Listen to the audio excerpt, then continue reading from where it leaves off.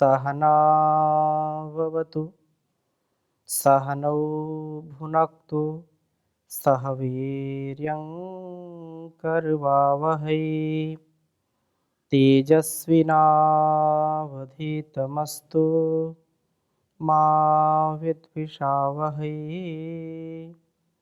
ओम शांति शांति शांति। वैदिक जीवन पद्धति की इस कक्षा में आप सभी श्रोताओं का, दर्शकों का हृदय की गहराइयों से हार्दिक स्वागत है, अभिनंदन है। वेदों अखिलो धर्म मूलम, वेद सब सत्य विद्याओं का पुस्तक। वेद का पढ़ना, पढ़ाना, सुनना, सुनाना तथा अपने आचरण में लाना हम सभी का परम कर्तव्य है। हम उस परम पिता परमेश्वर की कृपा से निरंतर अपने स्वकर्म का, स्वधर्म का पालन करते हुए इस राष्ट्र का, समाज का और विश्व का कल्याण करें। ऐसा जीवन जिएं जो हम सबके लिए, इस संसार के लिए अतिशय कल्याणकारी हो। वेदोक्त जीवन हो, शास्त्रोक्त जीवन हो। जब हम वेदानुकूल आचरण करते हैं, शास्त्र अनुकूल, आत्मानुकूल आचरण करते हैं, तो निसंदेह हमारे अंदर निर्द्वेषता का भाव जागृत होता है। हम तन से, मन से, वतन से स्वस्थ हो जाते हैं, स्वस्थ रहते हैं और स्नेह से युक्त जीवन होता है। शत्रु अंदर का हो, बाहर का हो, वो कभी भी हमको जीत नहीं पाता, हमेशा पराजित होता है, क्योंकि उत्साह से हम जीवन जीते हैं, नियम से, संयम से, मर्यादा से युक्त जीवन जीते हैं, दिव्य गुणों से युक्त जीवन जीते हैं। उस परम पिता परमेश्वर, माता पिता, गुरु, आचार्य, इनका प्रियाचरण करते हुए, इनकी आज्ञा में अपने को पुष्पित पल्लवित करते हुए जब जीवन जीते हैं, तो निसंदेह हमारा बहुत ही सुंदर निर्माण होता है। और देव माता व देवों का आह्वान हम ऐसे करें, जो देव माता है, जो देवों की माँ है, जो सदा सर्वदा हम सबका पालन पोषण करती है, ऐसी जगत जननी, वह जगन माता परम पिता परमेश्वर हमको प्रेरणा दे। प्रेरक प्रभु की मैं उपासना कर सकूं, हम उस श्रेय पथ पर आगे बढ़ सकें। अब ये तो अभ्युदय निश्रेयस, जो हमारी ऋषि परंपरा है, वही स्वधर्म, ऐसी जो बात कही है, यह तो अभ्युदय निश्रेयस सिद्धि सधर्म, ऐसा हम सब कर सकें। बहुत सुंदर वेद मंत्र आपके समक्ष आज प्रस्तुत करेंगे। छठे मंडल के 50वें सूक्त का प्रथम मंत्र बहुत ही सुंदर वेद मंत्र है। ऋग्वेद के इस संदेश को, उपदेश को हम समझने का प्रयास करेंगे। प्रथम वेद मंत्र लिखता हूं मैं। ओम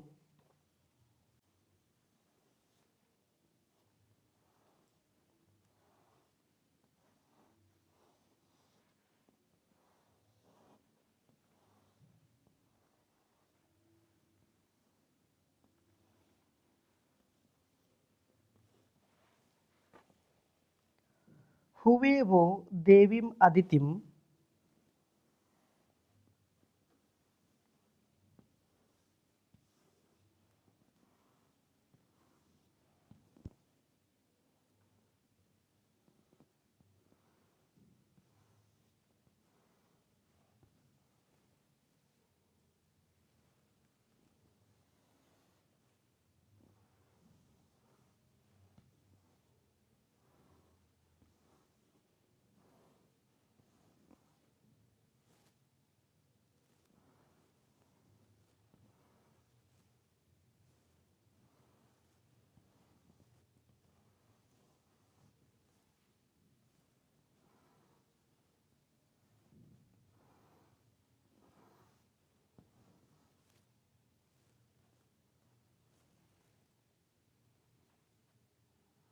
नमोभिर्मृडीकाय।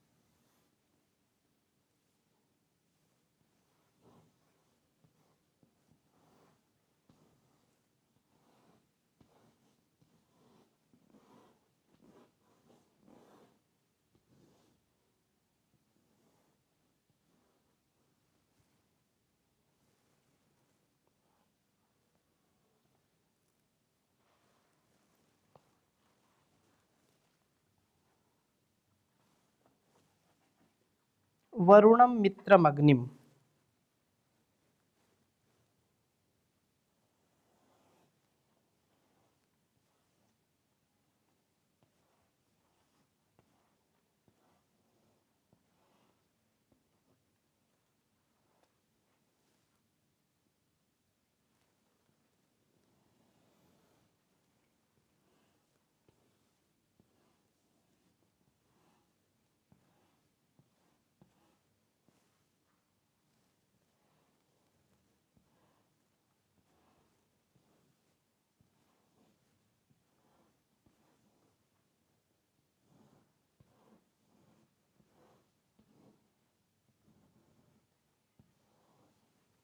अभिक्षदामर्यमणम्।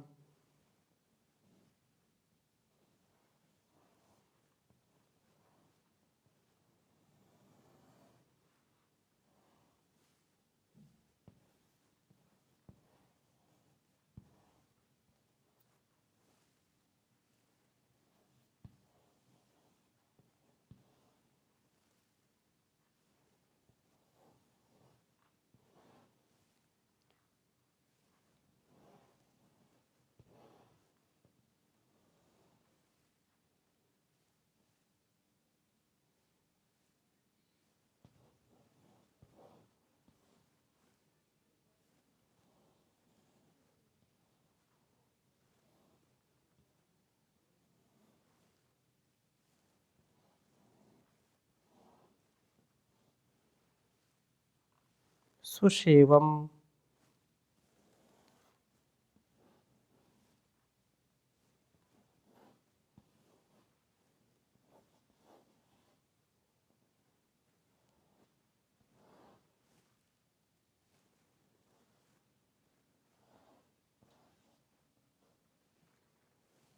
त्रात्रीन्।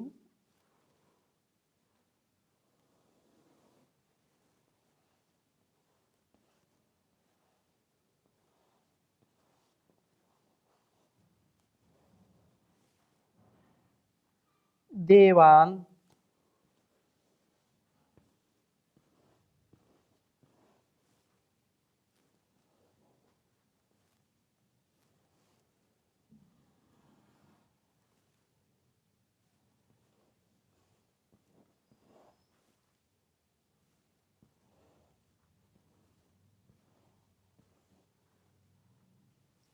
सवितारं भगम्।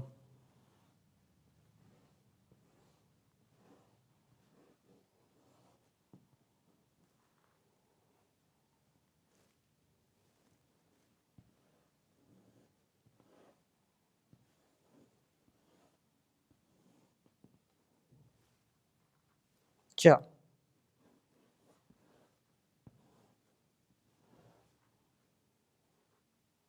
सवितारं भगम च। ऋग्वेद के छठे मंडल के 50वें सूक्त का पहला मंत्र है यह। ओम हुवेवो देवी मदितिम नमोभिर्मीडिकाय वरुणं मित्रमग्निम् अभिक्षदामार्यमणं सुसेवं त्रात्रीन् देवान् सवितारं भगं च। ओम हुवेवो देवी मदितिम नमोभिर्मीडिकाय वरुणं मित्रमग्निम् अभिक्षदामर्यमणं सुसेवं त्रात्रीन् देवान् सवितारं भगं च। बहुत ही सुंदर वेद मंत्र है, समझने का प्रयास करते हैं। कहा कि वह देवीम, वह माने तुम्हारे जीवन को, तुम्हारे जीवन को देवीम प्रकाशमय बनाने वाली, अदितिम अदीना देव माता को हुए, हु अर्थात पुकारता हूँ। वस्तुतः अदितिम अखंडन स्वास्थ्य का अभंग ही सब दिव्य गुणों के विकास का आधार बनता है। इसलिए अदिति, देवों की माँ को अदिति कहते हैं। और देवों की माँ अदिति अर्थात जो खंडन को बचाए, हमारे स्वास्थ्य को, तन मन के स्वास्थ्य को, हमारे सभी इंद्रियों को, ये सभी इंद्रियां हमारी देवता हैं, हमको ज्ञान कर्म का सामर्थ्य देती हैं। इसलिए इनको जो स्वस्थ रखती है, ऐसी शक्ति जो अखंडनीय है, जिसका खंडन नहीं किया जा सकता है, और जो स्वस्थ व्यक्ति अपने पराक्रम से, अपने यश से, अपने कीर्ति से सबको तृप्त करता है। और वास्तव में व्यक्ति का तन मन जब स्वस्थ होता है तो उसके स्वजीवन से लेकर के, अर्थात आत्म कल्याण से लेकर के विश्व कल्याण का वह महान कार्य कर पाता है। जीवन के और जगत के विकास का कारण है स्वास्थ्य। यदि हमारा स्वास्थ्य नहीं ठीक है तो हमारा जीवन और यह जगत विकास नहीं, विनाश की ओर जाता है। हम इसका विकास करें, सर्वथा सर्वदा सर्वत्र इस बात का ध्यान रखें कि तन मन की आरोग्यता, तन मन का स्वास्थ्य हमारे लिए सर्वोपरि है। इसीलिए कहा कि मैं इस अदिति को पुकारता हूँ, प्राप्त करने के लिए यत्नशील होता हूँ, मृडिकाय, सुख की प्राप्ति के लिए, मृड सुख ने। तो वरुणम, द्वेष निवारण की देवता जो वरुण है, अर्थात हमारे अंदर का जो संकीर्ण स्वभाव है, जो छल कपट ईर्षा द्वेष का स्वभाव है, जो हमारे अंदर ईर्षा या ये कहें कि कुटिलता का स्वभाव है, ऐसे कुटिलता से हमारे अंदर द्वेष की जो उत्पत्ति होती है, तो ये यहाँ पर वेद मंत्र का भाव यही है कि हम द्वेष से रहित हों। हे वरुण, हे द्वेष का निवारण करने वाले देवता, देवता मित्रम, स्नेह की देवता को अग्निम, जो वरुण और मित्र इंद्र, ये बार बार नाम आते हैं वेद में। तो जो वरुण है वो द्वेष का निवारण करने वाला है, और जो मित्र है वो स्नेह का स्वभाव जिसका है, स्नेह की देवता है, स्नेहन। अग्निम, प्रगति की देवता को पुकारता हूँ, जो हमको ऊपर उठने का, संसार में सबसे आगे जाने का मार्ग प्रशस्त करती है, हमको मार्ग दिखाती है, हमको प्रेरणा देती है। हम ऊपर को उठे, पतित न हो। उद्यानम ते पुरुष नावयानम, तो हम ऊपर की ओर उठने के लिए, अर्थात पतन नहीं, उत्थान की प्राप्ति के लिए हमारा जन्म हुआ है। हम ऐसे भाव से अपने आप को युक्त कर सकें, ऐसे स्वभाव को अपने हम जीवन में उतार सकें, जिससे कभी भी एक पल का नैराश्य न आए, एक पल की निराशा हताशा हमको सफलता की ओर नहीं, असफलता की ओर, विफलता की ओर ले जाती है। और यहाँ पर जो अग्नि कहा है, अग्नि अग्रणी भवति, तो हमको जो सदा आगे बढ़ाने का संदेश देती है, हमको सदा आगे बढ़ने का जो सामर्थ्य देती है, तो अग्निम, प्रगति की देवता को मैं पुकारता हूँ। निर्देश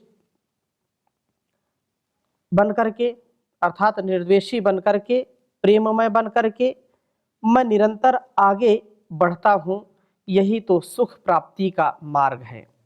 ये तीन चीज़ें विशेष रूप से यहाँ पर दी गई हैं। शिक्षा, ऐसे तो सब एक एक शब्द हमारे लिए महत्वपूर्ण है, लेकिन यदि जीवन में हम प्रगति चाहते हैं, कोई दुर्गति नहीं चाहता, सभी प्रगति चाहते हैं, तो प्रगति के लिए ये बहुत महत्वपूर्ण बात है कि हम अपने आप को योग्य इस प्रकार से बनाएं कि हम दूसरों से कभी भी ईर्ष्या न करें, कभी भी दूसरों से बैर न रखें।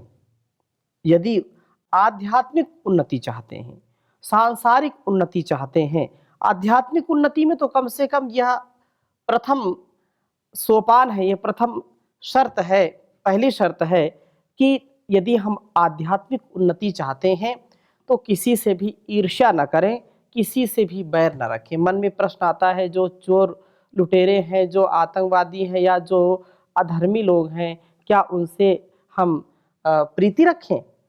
यदि उनसे हम बैर न रखें तो क्या करें? उनके पक्ष में उदासीन रहें, जागरूक रहें, वो हानि न करने पाए हमारी संसार की, इस बात का ध्यान रखें। और यदि देश काल परिस्थितियां हमको इस प्रकार से सामर्थ्य प्रदान करेंगी तो एक न एक दिन वो हमसे पराजित होंगे और हम सशक्त होकर के जीवन को प्रशस्त बनाएंगे। इसलिए यहाँ कहा है कि मैं निर्द्वेषी बनूं, निर्द्वेष अर्थात द्वेष रहित होना। दूसरी बात यह है कि मित्रता से युक्त जीवन हो, मैत्री पूर्ण जीवन हो। मित्रता यदि रहेगी तो हमको कभी भी राग या द्वेष, छल कपट की भावना मन में आएगी नहीं। हम मिलजुल करके रहेंगे, स्नेह से रहेंगे। और इसी प्रकार से ये कहा कि प्रगति की ओर आगे बढ़ते रहें, क्योंकि प्रगति की ओर बढ़ने से ही इस जीवन की सद्गति है। और यदि हम आगे नहीं बढ़ते हैं तो जीवन की दुर्गति है। यह हमको स्मरण रखना चाहिए कि मैं सतत आगे बढ़ता रहूं, मैं सुख की प्राप्ति के लिए अभिक्ष दाम, शत्रुओं के हिंसक, सुसेवम, उत्तम कल्याण को करने वाले, अरिमणम, अरीन यच्छति, काम, क्रोध, लोभ, मोह, ईर्षा, द्वेष आदि के नियंता देव को मैं पुकारता हूँ। पुकारने का मतलब क्या है? कि मैं इनके लिए जागरूक हूँ।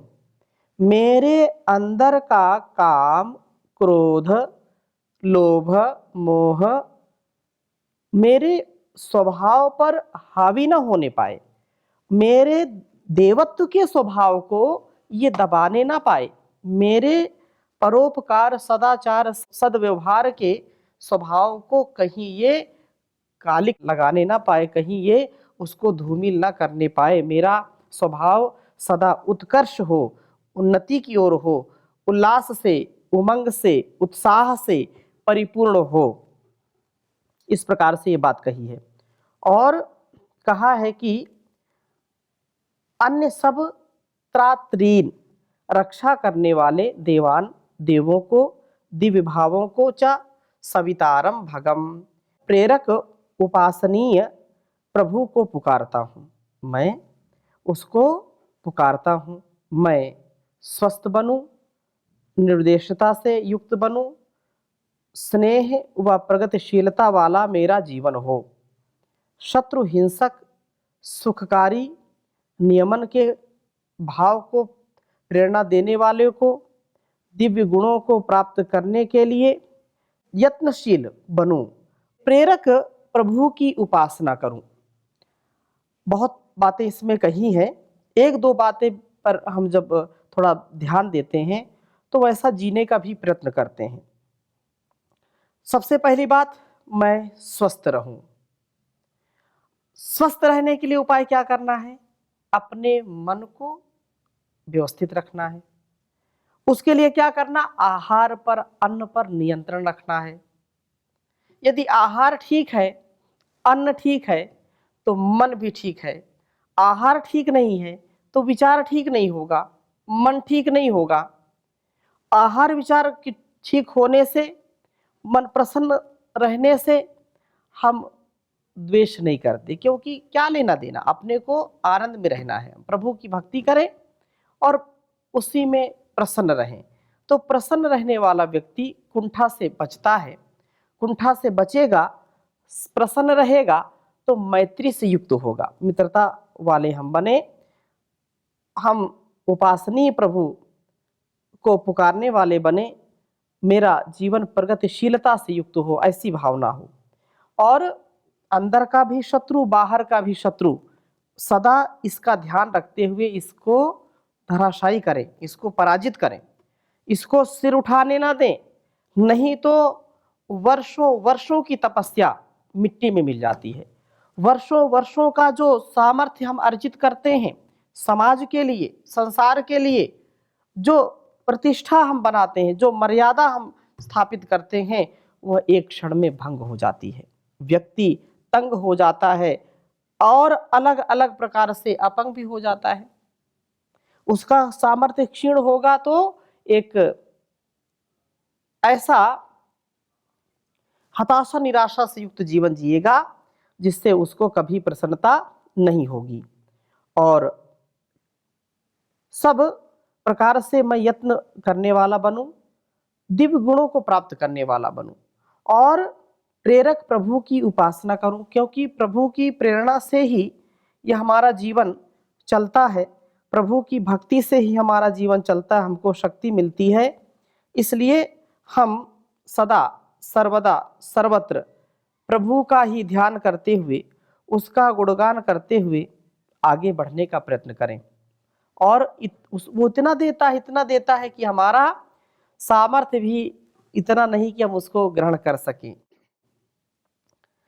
तेरी मेहरबानी का है बोझ इतना, जिसे मैं उठाने के काबिल नहीं हूँ।